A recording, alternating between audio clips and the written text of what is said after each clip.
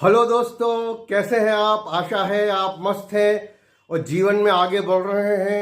और ख़ासकर इस खुशी के समय में, त्यौहार के समय में आप लगातार आगे बढ़ रहे हैं, तरक्की कर रहे हैं। और आपके हृदय, आपके मन, आपके जीवन, आपका घर, आपका परिवार हर्षोल्लास से, सुख समृद्धि से माला माल है। ये मेरी आपके लिए शुभकामनाएं हैं और यही मेरी आपके लिए प्रार्थना है कि जिस तरह से हमारा देश आगे बढ़ रहा है उसी तरह से आप भी आगे बढ़ते रहें। जी हाँ दोस्तों, आपका एक बार फिर से इस चैनल में स्वागत है। और इस चैनल में हम देख रहे हैं, जान रहे हैं और चर्चा कर रहे हैं कि किस तरह से हमारा देश दिन प्रतिदिन आगे बढ़ रहा है, तरक्की कर रहा है और सुपर पावर बनने की रेस में लगातार कदम ब कदम आगे बढ़ रहा है। और इसलिए मैं आपको याद दिलाना चाहूँगा कि यदि आप इस चैनल को देख रहे हैं और पहली बार देख रहे हैं और यदि आपने अभी तक इस चैनल को सब्सक्राइब नहीं किया है तो तुरंत से सब्सक्राइब कर लें और घंटी भी बजा दें, ताकि जब भी मैं कोई नया वीडियो अपलोड करूं उसकी सूचना आपको मिल सके।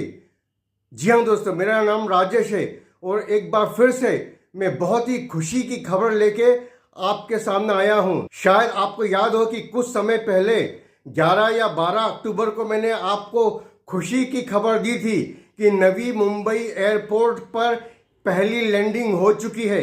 जी हाँ, क्या आपको मालूम है 11 अक्टूबर को नवी मुंबई के एयरपोर्ट पे जो उद्घाटन के लिए जो सबसे पहली लैंडिंग की गई थी वो किस जहाज ने की थी? जी हाँ, वो भारत का एक मिलिट्री ट्रांसपोर्ट जहाज था, एयरक्राफ्ट था C-295। और ये मैंने आपको बताया था। लेकिन अब मैं आपको उससे भी बड़ी खुशखबरी इस समय देने जा रहा हूं कि भारत इस मिलिट्री एयरक्राफ्ट का, इस मिलिट्री ट्रांसपोर्ट एयरक्राफ्ट का मैन्युफैक्चरिंग या इसका जो उत्पादन है भारत अपने ही देश में करने जा रहा है।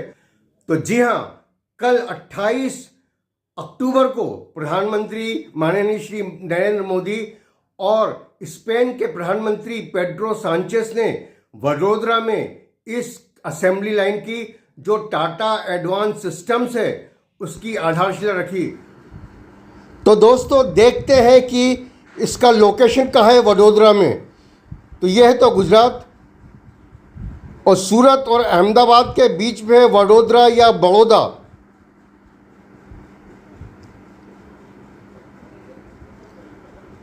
और बड़ौदा में ही ये आप देख सकते हैं कि एयरपोर्ट है, वो एयरपोर्ट के पास ही है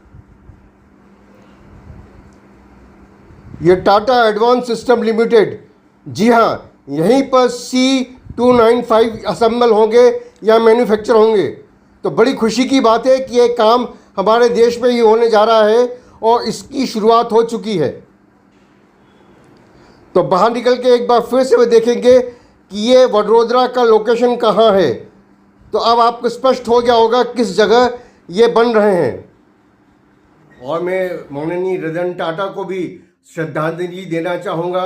वो तो हमारे बीच में नहीं है, लेकिन ये उनका दिया गया सिस्टम वडोदरा में है जहाँ पर ये मिलिट्री एयरक्राफ्ट बनेंगे। और दोस्तों, आप पूछना चाहेंगे कि स्पेन के प्रधानमंत्री का वहाँ क्या काम था?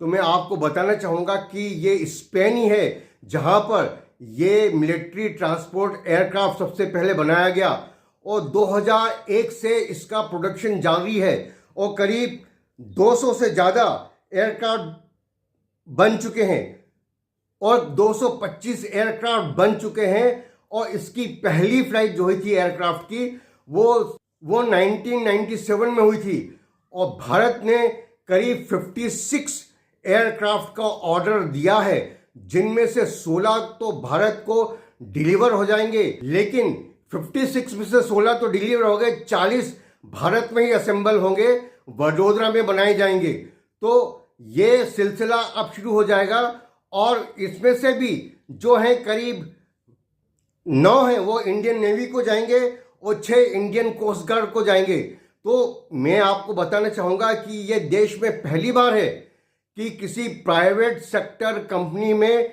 मिलिट्री एयरक्राफ्ट की असेंबली होगी। और इसीलिए क्योंकि भारत का सहयोग स्पेन के साथ है और स्पेन की कंपनी के साथ ही मिलकर तालमेल से ये यहाँ पर भारत में उत्पादन इन जहाज़ों का होगा। इसलिए स्पेन के प्रधानमंत्री पेड्रो सांचेज भी वहाँ पर उपस्थित थे। लेकिन दोस्तों, ये बड़ी खुशी की बात है कि एक मिलिट्री एयरक्राफ्ट हमारे देश में ही बनने जा रहा है। इससे करीब 7,000 लोगों को रोजगार मिलेगा। जी हाँ, तो ये बड़ी खुशी की बात है और इससे हमारे देश को प्रगति मिलेगी। ना केवल प्रगति मिलेगी, लेकिन हमारे देश की सुरक्षा में भी इजाफा होगा। तो दोस्तों, ये बड़ी खुशी की बात है और खासकर त्योहारों के इस समय में, दीपावली के इस समय में ऐसी खुशी की खबर आना कि एक मिलिट्री एयरक्राफ्ट, ट्रांसपोर्ट एयरक्राफ्ट हमारे देश में ही बनने जा रहा है और हमारे माननीय प्रधानमंत्री श्री नरेंद्र मोदी जी ने उसके लिए काम शुरू कर दिया। वडोदरा में ये काम शुरू हो गया है। तो मैं देश के सारे नेताओं को और खासकर हमारे आर्मी के जवानों को और विशेषकर भारतीय एयरफोर्स को बधाई देना चाहूँगा, अपनी शुभकामनाएं उन्हें देना चाहूँगा और भारत के सारे एयरफोर्स के पायलट्स को मैं कहना चाहूँगा जय हिंद। और मेरे दोस्तों, आपको भी मैं सल्यूट करना चाहूँगा क्योंकि ये हमारे लिए बड़ी खुशी का और आनंद और उत्साह का समय है। धन्यवाद।